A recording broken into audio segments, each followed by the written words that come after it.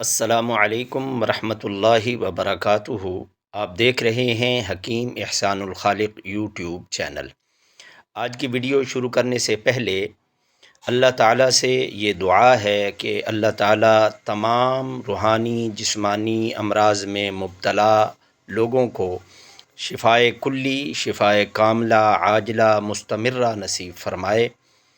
آج کی ویڈیو شروع کرنے سے پہلے گزارش ہے کہ ہمارا چینل سبسکرائب کریں اور بیل آئیکن کو پریس کریں تاکہ ہماری تمام تر ویڈیوز کا نوٹیفیکیشن آپ کو ملتا رہے، اور اگر ویڈیو اچھی لگے اس کو لائک کریں، شیئر کریں اور کمنٹس بار میں اپنی قیمتی آراء کا اظہار فرمائیں۔ 100 حج کرنے کا ثواب، 100 گھوڑے اللہ کی راہ میں دینے کا ثواب، 100 غلام حضرت اسماعیل علیہ السلام کی اولاد میں سے آزاد کرنے کا ثواب، اور دنیا میں زمین پر سب سے زیادہ افضل ہونے کا اعزاز۔ جو شخص یہ کلمات صبح 100 مرتبہ پڑھ لے اور شام کو 100 مرتبہ پڑھ لے، 100 مرتبہ صبح، 100 مرتبہ شام یہ کلمات پڑھ لے گا تو اللہ رب العزت اس کو یہ انعام دیں گے کہ 100 مرتبہ ایسے ہے، 100 مرتبہ اس کو ایسے ہی ثواب ملے گا جیسے اس نے 100 حج کیے ہیں۔ حج کرنا کتنا مشکل کام ہے، کوئی آسان نہیں ہے، اور 100 مرتبہ، اور یہ بھی ہے کہ پتہ نہیں 100 سال عمر بھی ہونی ہے کہ نہیں۔ 100 حج کرنے کے لیے 100 سال عمر ہونا تو ضروری ہے نا، لیکن ایک دن میں بندہ 100 حج کا ثواب حاصل کر لے گا۔ اور دوسرا انعام کیا ملے گا کہ اس کو 100 گھوڑے اللہ کی راہ میں مجاہدین کو دینے کا ثواب ملے گا، یا حضور صلی اللہ علیہ وسلم نے فرمایا کہ اس کو 100 مرتبہ جہاد کرنے کا ثواب ملے گا۔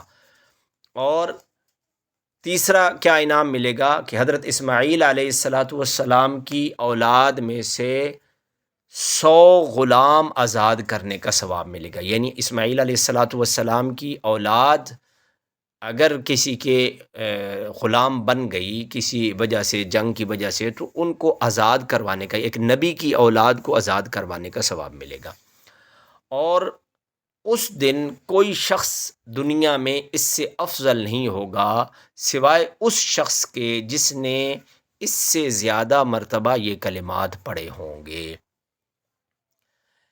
اب یہ کلمات کیا ہیں؟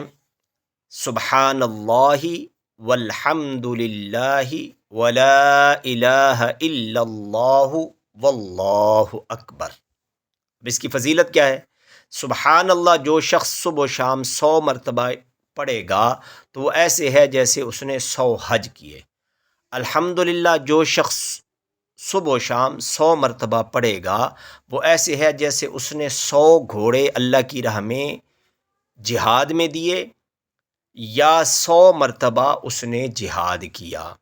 لا الہ الا اللہ جو شخص 100 مرتبہ یہ کلمہ پڑھے تو وہ ایسا ہے جیسے اس نے حضرت اسماعیل علیہ السلام کی اولاد میں سے 100 غلام آزاد کیے۔ اللہ اکبر جو شخص 100 مرتبہ یہ کلمہ کہے اس روز کوئی شخص اس سے افضل نہ ہوگا سوائے اس شخص کے جس نے یہ کلمات اس سے زیادہ کہے ہوں گے۔ ترمذی شریف کی روایت ہے۔ دعاؤں میں مجھ سمیت پوری امت کو یاد رکھیے گا۔ السلام علیکم ورحمۃ اللہ وبرکاتہ۔